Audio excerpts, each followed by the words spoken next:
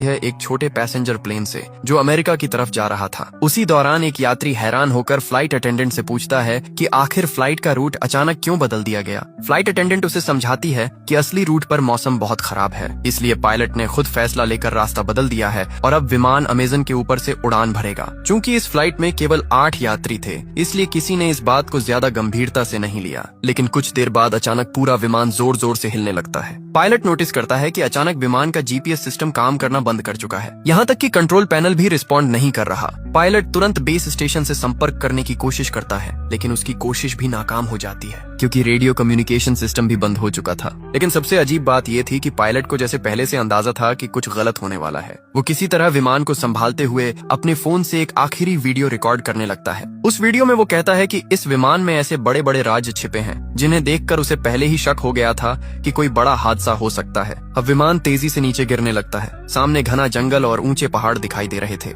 Pilot किसी तरह पेड़ों की शाखाओं का इस्तेमाल करके विमान की स्पीड कम करने की कोशिश करता है ताकि क्रैश का असर थोड़ा कम हो जाए। कई किलोमीटर तक घसीटने के बाद आखिरकार विमान रुक जाता है। यहाँ मौजूद लगभग सभी यात्री जिंदा बच जाते हैं, लेकिन फ्लाइट अटेंडेंट जिसने सीट बेल्ट नहीं पहनी थी वो मौके पर ही मर जाती है। अब सभी यात्री घबराकर एक दूसरे से चर्चा करने लगते हैं कि आखिर अब उन्हें क्या करना चाहिए। वो लोग पहले ये कंफर्म करते हैं कि फ्लाइट अटेंडेंट के अलावा किसी को कोई गंभीर चोट नहीं आई। इसके बाद 2 यात्री जल्दी से कॉकपिट में जाकर पायलट की हालत देखने लगते हैं, लेकिन वहाँ का दृश्य देखकर वो दंग रह जाते हैं। कुछ पेड़ों की बड़ी शाखाएं पायलट के सीने के आर पार हो चुकी थीं, फिर भी वो किसी तरह जिंदा था। दोनों यात्री धीरे धीरे सीट हटाने की कोशिश करते हैं ताकि पायलट ठीक से सांस ले सके। तभी अचानक विमान के बाहर आग लगने की आवाज आती है। सभी यात्री तुरंत विमान से बाहर निकल जाते हैं और आग बुझाने की कोशिश करने लगते हैं, क्योंकि अगर पूरा विमान जल गया तो रेस्क्यू टीम आने तक वो लोग रहेंगे कहाँ। कुछ समय बाद हालात थोड़े शांत होते हैं। अब सभी 8 यात्री एक साथ बैठकर समझने की कोशिश करते हैं क्या आखिर रूट बदलने के बाद वो अमेज़न के किस हिस्से में आ गए।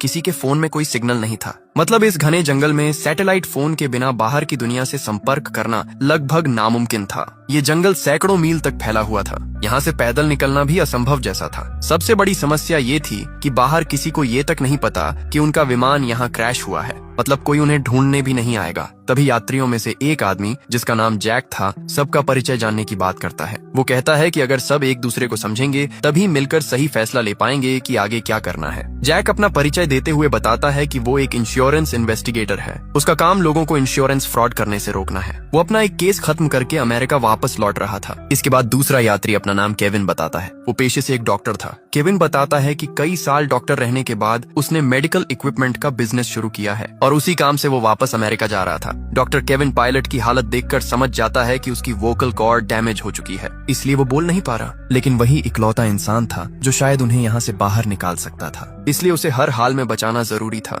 इसके बाद तीसरी यात्री अपना नाम क्रिस्टी बताती है। वो कहती है कि उसे दुनिया घूमना पसंद है और वो अपने ट्रैवल वीडियो सोशल मीडिया पर पोस्ट करती है, लेकिन जब उससे उसके अतीत के बारे में पूछा जाता है तो वो कुछ भी बताने से मना कर देती है। चौथा यात्री था कार्लोस। वो एक रेसलर था और मूल रूप से मेक्सिको का रहने वाला था। वो एक फाइटिंग प्रतियोगिता में हिस्सा लेने अमेरिका जा रहा था। इसके बाद एक युवा कपल अपना परिचय देता है। उनका नाम था डैनी और एमी। वो बताते हैं कि उनकी हाल ही में शादी हुई है और वो हनीमून के लिए अमेरिका जा रहे थे। आखिर में बचते हैं एक मिडिल एज कपल, डेविड और लीसा। वो अमेरिका के एक छोटे शहर में होटल चलाते थे, लेकिन डेविड की हार्ट सर्जरी के लिए वो बाहर जा रहे थे। इस तरह सभी लोग एक दूसरे के बारे में थोड़ा बहुत जान लेते हैं। अब उनके साथ था घायल पायलट जो बोलने की हालत में नहीं था। तभी जैक सबको सुझाव देता है कि सबसे पहले विमान में बचा सारा खाना और पानी इकट्ठा करके राशन की तरह बांटना चाहिए ताकि उन्हें पता चल सके कि वो कितने दिन तक जिंदा रह सकते हैं। वो लोग चेक करते हैं और पता चलता है कि खाना और पानी ज्यादा से ज्यादा 3 दिन तक चल सकता है। इसके बाद जैक कहता है कि अगर बारिश या तूफान आया तो उन्हें विमान के अंदर शरण लेनी पड़ सकती है, इसलिए फ्लाइट अटेंडेंट की बॉडी को बाहर कहीं दूर रखना होगा ताकि विमान के अंदर जगह बनी रहे। सभी लोग मिलकर ये छोटे छोटे काम खत्म करते हैं। अब उनके सामने सबसे बड़ा सवाल था यहाँ से बाहर कैसे निकला जाए। अब जैक और बाकी सभी घायल पायलट के पास जाकर उससे पूछते हैं कि क्या विमान में कोई सैटेलाइट फोन मौजूद है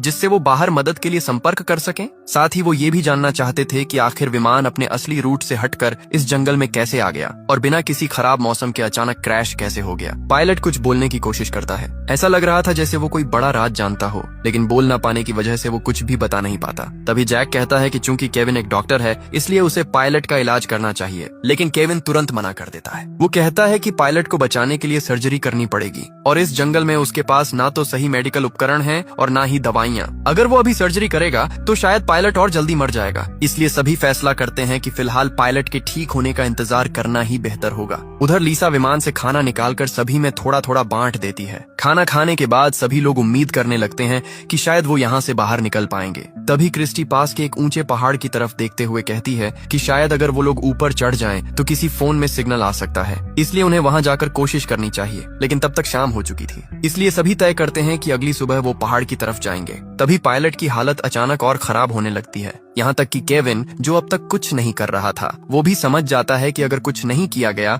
तो पायलट वैसे ही मर जाएगा। इसलिए वो रिस्क लेने का फैसला करता है। केविन कहता है कि वो इसी हालत में किसी तरह पायलट की सर्जरी करने की कोशिश करेगा। अब वो बचेगा या नहीं ये उसकी किस्मत पर निर्भर करेगा। केविन की बात मानकर बाकी लोग विमान से जरूरत का सामान ढूंढ कर लाते हैं। वो लोग एक सब्जी काटने वाला चाकू, शराब और बाकी छोटी मोटी चीजें इकट्ठा करते हैं जो सर्जरी में काम आ सकती थीं। अब डॉक्टर केविन बिना एनेस्थीसिया के सर्जरी शुरू करता है। दर्द की वजह से पायलट बुरी तरह तड़पने लगता है, लेकिन सौभाग्य से सर्जरी उम्मीद से बेहतर होती है। सर्जरी खत्म होने के बाद केविन बताता है कि अगर पायलट रात भर आराम करे तो शायद सुबह तक उसकी हालत बेहतर हो जाएगी। लेकिन किसी को अंदाजा नहीं था कि रात में उनके साथ क्या होने वाला है। सर्जरी के बाद उसकी हालत काफी बेहतर हो चुकी थी और वो तो उन्हें कोई जरूरी बात बताने वाला था। डॉक्टर केविन उसकी जांच करके कहता है कि उसके शरीर में कोई इन्फेक्शन नहीं हुआ था, मतलब उसकी मौत सामान्य तरीके से नहीं हुई। अब सभी लोग चर्चा करने लगते हैं कि रात में किसी को पायलट की निगरानी करनी चाहिए थी, लेकिन अब बहुत देर हो चुकी थी। आखिरकार वो लोग सोचते हैं कि शायद उसकी मौत चोटों की वजह से हुई होगी, इसलिए वो पायलट की बॉडी को भी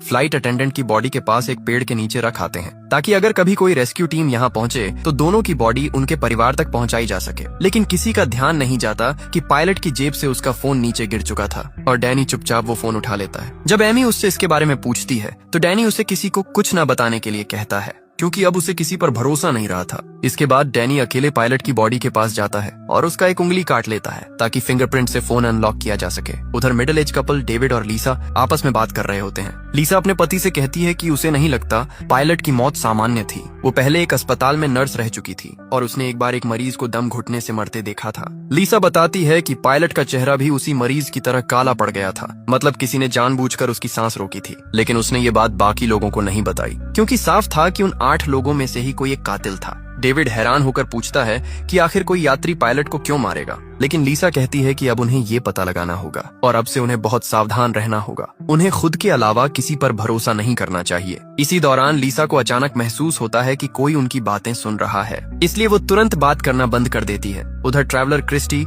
एमी के पास आकर कहती है कि उसे पता है कि डैनी और एमी असल में हनीमून पर नहीं जा रहे। अब एमी सच बता देती है। वो कहती है कि वो एक अमीर बिजनेसमैन की बेटी है और डैनी उसके घर का ड्राइवर था, लेकिन दोनों एक दूसरे से प्यार करने लगे और जब उन्हें लगा कि उनका परिवार इस रिश्ते को कभी स्वीकार नहीं करेगा तब दोनों घर छोड़कर अमेरिका भाग रहे थे। क्रिस्टी समझ जाती है कि उन्होंने बाकी लोगों से झूठ बोला था ताकि कोई उन्हें शक की नजर से न देखे। उधर कार्लोस सबको एक अच्छी खबर देता है। उसे विमान के मलबे में एक जीपीएस डिवाइस मिली थी। वो कहता है कि अगर वो इस डिवाइस को पास के पहाड़ की चोटी तक ले जाकर एक्टिवेट कर दे तो शायद मदद मिल सकती है। उसका सिग्नल बहुत दूर तक जाएगा। साथ ही कार्लोस कहता है कि डिवाइस जितनी खराब हुई है वो उसे अगले दिन तक ठीक कर देगा। ये सुनकर सभी थोड़ी राहत की सांस लेते हैं, क्योंकि आखिरकार उन्हें बाहर निकलने की एक उम्मीद दिखाई देने लगी थी। कार्लोस बताता है कि उसके पिता पहले इलेक्ट्रिशियन थे और उसने उन्हीं से ये सब काम सीखा था, लेकिन वो खुद एक फाइटर बनना चाहता था, इसलिए उसने अपने पिता का काम छोड़ दिया। तभी जैक कहता है कि ठीक है, आज कार्लोस जीपीएस डिवाइस ठीक करेगा और कल सुबह सभी पहाड़ पर चढ़कर उसे एक्टिवेट करेंगे।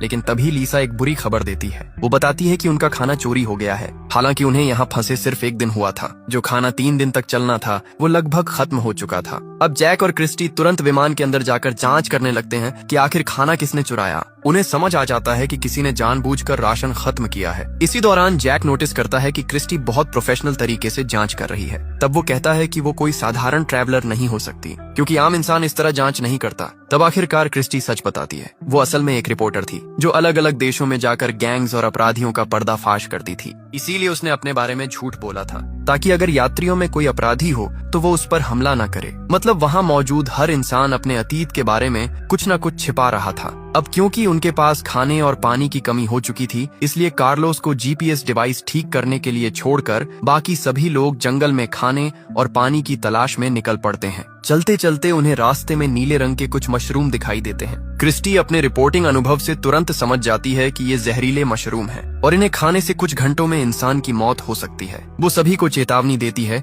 कि कोई भी गलती से इन्हें हाथ न लगाए। साथ ही वो ये भी बताती है कि ऐसे मशरूम आमतौर पर गीली जगहों पर उगते हैं, मतलब आसपास कहीं पानी का बड़ा स्रोत जरूर होगा। थोड़ा आगे बढ़ने पर उन्हें सच में एक तालाब मिल जाता है, लेकिन वहाँ का पानी साफ नहीं था, इसलिए उसे पीने लायक बनाने का तरीका ढूंढना जरूरी था। तभी अचानक पीछे से गोली चलने की आवाज आती है। सभी लोग डरकर पीछे दौड़ते हैं। वहाँ पहुंचकर वो देखते हैं कि डेविड ने अपनी बंदूक से एक बंदर का शिकार किया है ताकि वो लोग उसे खाकर अपना पेट भर सकें। असल में डेविड और लीसा के पास एक बंदूक थी जिसके बारे में उन्होंने किसी को नहीं बताया था। लीसा कहती है कि वो लोग किसी को डराना नहीं चाहते थे, इसलिए उन्होंने ये बात छुपाई। अब डेविड के शिकार किए हुए बंदर को पकाकर सभी लोग रात का खाना खाते हैं। उधर क्रिस्टी और जैक मिलकर तालाब के पानी को साफ करने का तरीका भी निकाल लेते हैं। इस तरह कम से कम आज के लिए खाने और पानी की समस्या खत्म हो जाती है। लेकिन एमी बंदर का मांस नहीं खा पाती, इसलिए उसका हिस्सा खराब ना हो इसके लिए डेविड खुद उसका खाना भी खा लेता है। खाना खत्म होने के बाद जैक सभी से पूछता है कि क्या किसी और के पास भी डेविड और लीसा की तरह कोई खतरनाक चीज छुपी हुई है,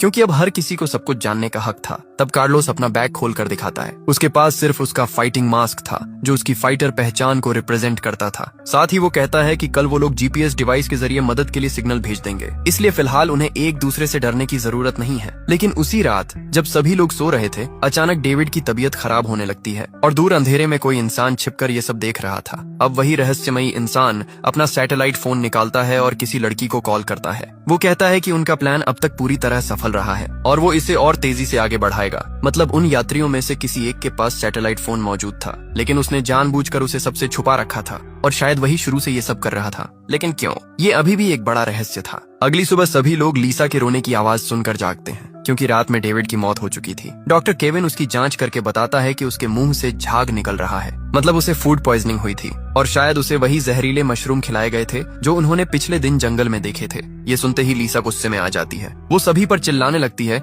कि उनमें से कोई एक इंसान सबको एक एक करके मार रहा है, लेकिन अब तक किसी को ये समझ नहीं आ रहा था कि आखिर कोई ऐसा क्यों करेगा। इन 8 लोगों में से तो कोई भी एक दूसरे को पहले से जानता तक नहीं था। तब लीसा सभी को बताती है कि पायलट की मौत भी सामान्य नहीं थी। उसे उसी समय समझ आ गया था कि किसी ने जानबूझकर उसका दम घोंटा था, लेकिन उसने उस वक्त कुछ नहीं कहा ताकि सभी लोग आपस में लड़ने न लगे। अब लीसा को याद आता है कि उसने ये सारी बातें डेविड को बताई थीं और उसी दौरान उसे महसूस हुआ था कि कोई उनकी बातें सुन रहा था। मतलब जिसने उनकी बातें सुनी उसी ने बाद में डेविड को निशाना बनाया, क्योंकि डेविड सच के करीब पहुंच चुका था। अब सभी को समझ आने लगता है कि जब उन्होंने जंगल में जहरीले मशरूम देखे थे तब किसी ने चुपके से कुछ मशरूम उठा लिए थे और रात में उन्हें डेविड के खाने में मिला दिया। सबसे डरावनी बात ये थी कि डेविड ने एमी का खाना भी खाया था, मतलब शायद असली निशाना एमी थी। अब वहाँ मौजूद हर इंसान डर जाता है, क्योंकि अगर उनमें से कोई एक कातिल है तो हर किसी की जान खतरे में थी। ऊपर से विमान का अचानक क्रैश होना, फिर एक एक करके लोगों का मरना, ये सब साफ इशारा कर रहा था कि ये कोई हादसा नहीं बल्कि पहले से बनाई गई योजना थी। अब सभी लोग अलग अलग रहने लगते हैं, क्योंकि कोई भी किसी पर भरोसा नहीं कर पा रहा था। उधर डैनी एमी को पायलट का फोन दिखाता है जिसे उसने पहले छुपा लिया था।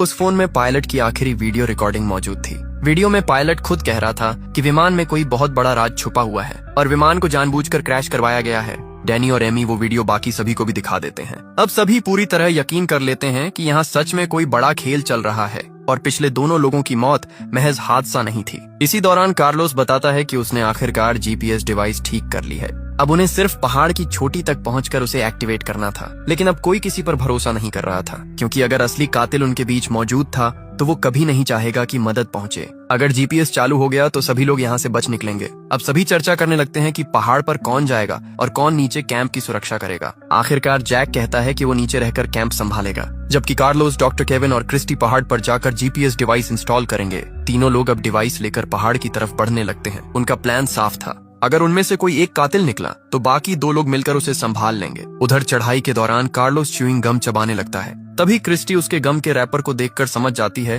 कि ये उसी खाने का हिस्सा था जो पहले चोरी हुआ था, मतलब खाना कार्लोस ने चुराया था। अब क्रिस्टी के मन में शक पैदा होने लगता है कि शायद वही असली कातिल भी हो सकता है, लेकिन वो अभी किसी को कुछ नहीं बताती। वो चुपचाप कार्लोस पर नजर रखने लगती है। साथ ही सावधानी के लिए वो जीपीएस डिवाइस भी कार्लोस से लेकर खुद संभाल लेती है, क्योंकि उसे डर था कि कहीं कार्लोस डिवाइस को नुकसान न पहुंचा दे। अब तीनों धीरे धीरे पहाड़ की चोटी की तरफ बढ़ते रहते हैं। कई घंटों की मुश्किल चढ़ाई के बाद आखिरकार वो लोग ऊपर पहुंच जाते हैं। लेकिन तभी अचानक क्रिस्टी का पैर फिसल जाता है और वो पहाड़ के किनारे से नीचे लटक जाती है। सबसे खतरनाक बात ये थी कि जीपीएस डिवाइस भी किनारे के पास गिर चुकी थी। अगर वो डिवाइस नीचे गिर जाती तो यहाँ से बाहर निकलने की उनकी आखिरी उम्मीद खत्म हो जाती। इसलिए अपनी जान जोखिम में डालकर क्रिस्टी सबसे पहले डिवाइस पकड़ लेती है। उधर कार्लोस और केविन अपनी जान की परवाह किए बिना क्रिस्टी को ऊपर खींचने लगते हैं और आखिरकार वो दोनों मिलकर क्रिस्टी और डिवाइस दोनों को बचा लेते हैं। इस घटना के बाद तीनों के बीच थोड़ा भरोसा बनने लगता है, क्योंकि अगर उनमें से कोई कातिल होता तो वो आसानी से बाकी लोगों को मरने के लिए छोड़ सकता था, लेकिन उन्होंने एक दूसरे की जान बचाई। अब आखिरकार कार्लोस जीपीएस डिवाइस इंस्टॉल करना शुरू करता है। उधर डॉक्टर केविन अपने फोन में सिग्नल चेक करता है,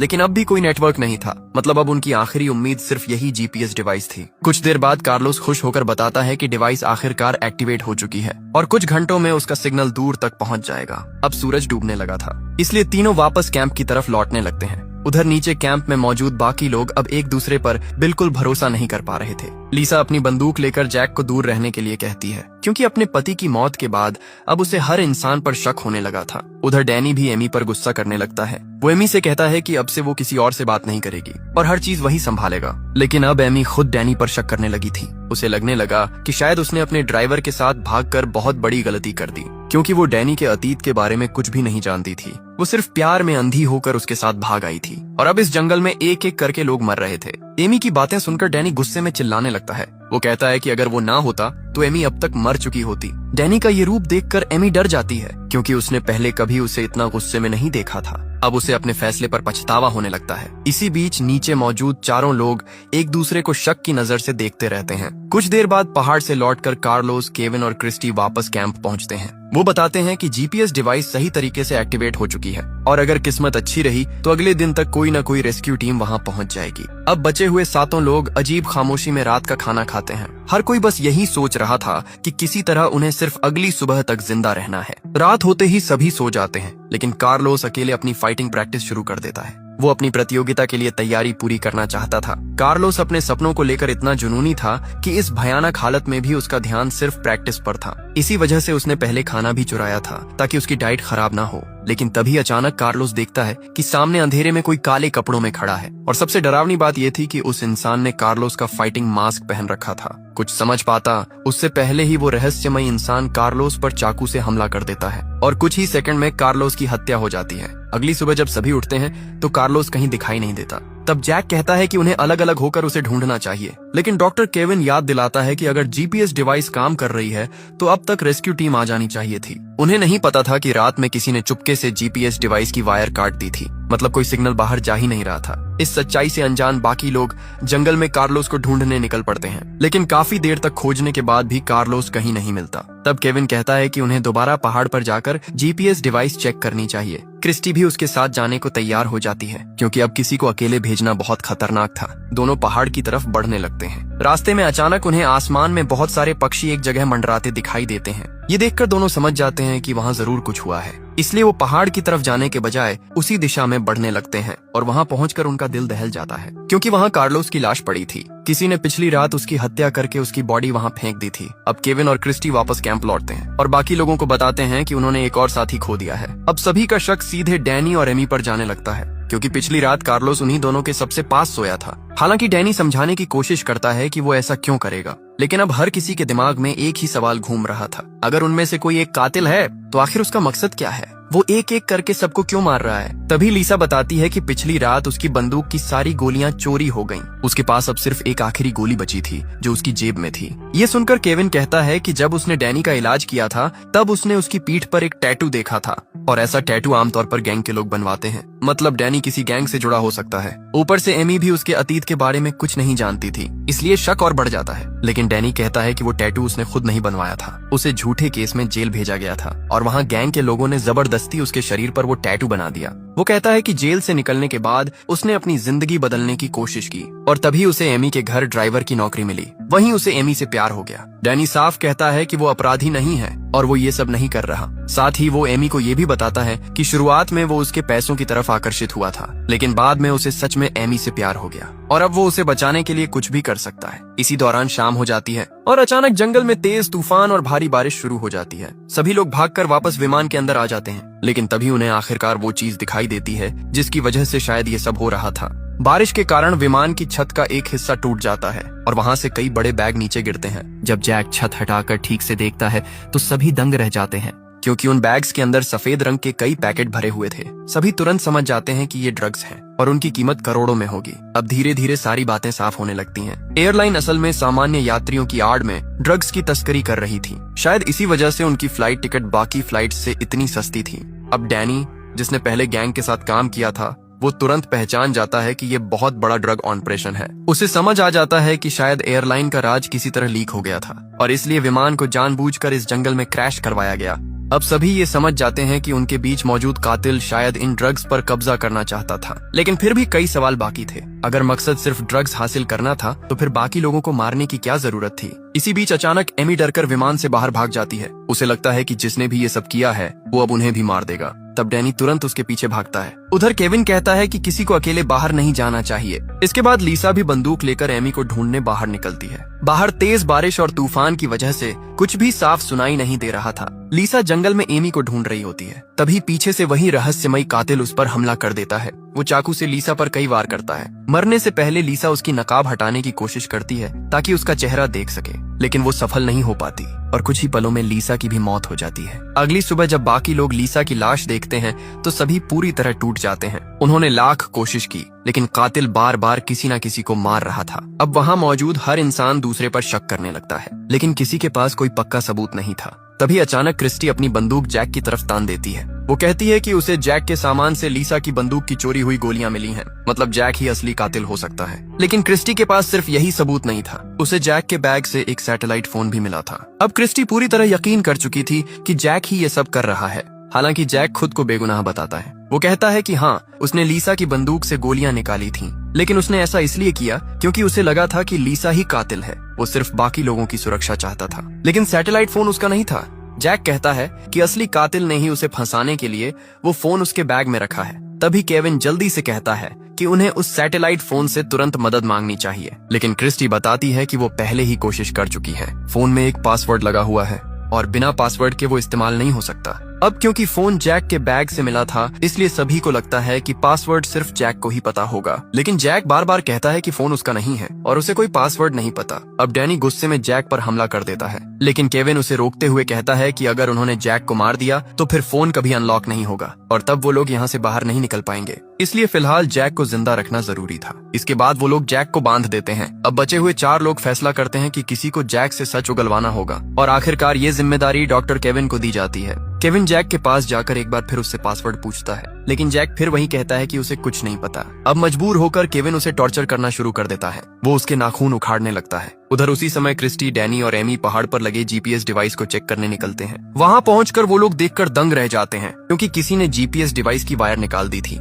मतलब इतने समय से कोई सिग्नल बाहर जा ही नहीं रहा था। अब क्रिस्टी जल्दी से वायर वापस जोड़ती है और आखिरकार जीपीएस डिवाइस दोबारा चालू हो जाती है। अब उनकी लोकेशन अमेरिका तक पहुंच जाती है, जहां लोग कई दिनों से उस लापता विमान को खोजने की कोशिश कर रहे थे। लेकिन समस्या ये थी कि लोकेशन अमेजन जंगल के उस हिस्से में थी जो अमेरिका की सीमा के बाहर आता था। ऊपर से एयरलाइन भी अमेरिकी रजिस्टर्ड नहीं थी, इसलिए अमेरिकी सेना वहां सीधे नहीं जा सकती थी। इसी दौरान एक सरकारी इन्वेस्टिगेटर जिसका नाम क्लेयर था, एयरलाइन के ऑफिस पहुंचती है। वो कंपनी के खिलाफ जांच शुरू करने का आदेश देती है, क्योंकि उनका एक विमान कई दिनों से गायब था और कंपनी ने इस बारे में किसी को कोई जानकारी नहीं दी थी। लेकिन एयरलाइन की मैनेजर कोरा मुस्कुराते हुए कहती है कि वो आराम से जांच कर सकती है, क्योंकि विमान अमेरिका के बाहर क्रैश हुआ है और वहां सिर्फ मैक्सिकन आर्मी ही जा सकती है। इसी दौरान एक बड़ा खुलासा होता है। वो इन्वेस्टिगेटर क्लेयर असल में जैक की पत्नी थी और जैक एयरलाइन के खिलाफ एक गुप्त मिशन पर गया था। वो इस पूरी ड्रग तस्करी की जांच कर रहा था, इसीलिए क्लेयर अब उसे ढूंढने की कोशिश कर रही थी। इस खुलासे के बाद एक बात साफ हो जाती है, जैक असली कातिल नहीं हो सकता, लेकिन जंगल में मौजूद बाकी लोग अभी भी उसी पर शक कर रहे थे। उधर जंगल में क्रिस्टी अकेले जैक के पास आती है। अब उसे भी लगने लगा था कि शायद जैक को फंसाया जा रहा है। जैक उसे समझाता है कि अगर वो सच में कातिल होता तो वो सिर्फ गोलियां नहीं बल्कि पूरी बंदूक चुरा लेता और फिर बाकी लोगों को आसानी से मार सकता था, लेकिन उसने ऐसा नहीं किया। क्रिस्टी को उसकी बात सही लगती है, इसलिए वो चुपचाप जैक की रस्सियां खोल देती है और उसे वहां से भाग जाने के लिए कहती है ताकि बाकी लोग उसे दोबारा टॉर्चर ना कर सकें। अगली सुबह जब बाकी लोग देखते हैं कि जैक गायब है तो वो हैरान रह जाते हैं। क्रिस्टी ऐसे व्यवहार करती है जैसे उसे कुछ पता ही ना हो, लेकिन डैनी और एमी डर जाते हैं क्योंकि अगर जैक सच में कातिल हुआ तो अब वो आजाद था और वो किसी से भी बदला ले सकता था, खास तौर पर केविन से, जिसने पिछली रात उसे बुरी तरह टॉर्चर किया था। अब केविन खुद डरने लगता है। तभी डैनी फैसला करता है कि वो एमी को लेकर बाकी लोगों से अलग हो जाएगा क्योंकि अब उसे किसी पर भरोसा नहीं था। लेकिन क्रिस्टी उसे समझाने की कोशिश करती है। वो कहती है कि अगर सभी अलग अलग हो गए तो असली कातिल के लिए लोगों को मारना और आसान हो जाएगा। लेकिन डैनी कहता है कि इतने दिनों तक साथ रहने के बावजूद उनके कई साथी मर चुके हैं, इसलिए अब अलग होना ही बेहतर है। उधर जैक भी कैंप से दूर जाकर अकेले रहने के लिए कोई सुरक्षित जगह ढूंढने लगता है क्योंकि अब सिर्फ क्रिस्टी को छोड़कर बाकी सभी उसे कातिल मान रहे थे। इसी बीच डैनी एमी को भरोसा दिलाता है कि वो उसे कुछ नहीं होने देगा। वो कहते हैं कि अब जीपीएस डिवाइस चालू हो चुकी है और जल्द ही रेस्क्यू टीम वहां पहुंच जाएगी। और सच में ऐसा ही होता है।